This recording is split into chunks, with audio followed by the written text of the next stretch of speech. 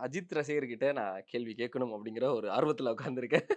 இந்த இந்த நம்ம மக்கள் இயக்க நிர்வாகிகள் கூட உங்கள பார்க்கிறது அப்படிங்கிறது ரொம்ப சந்தோஷமா இருக்குன்னா, எதனாலண்ணா? அப்படின்னு தெரிஞ்சுக்கலாமா? நான் அது எப்பயுமே தல ரசிகர். ம்.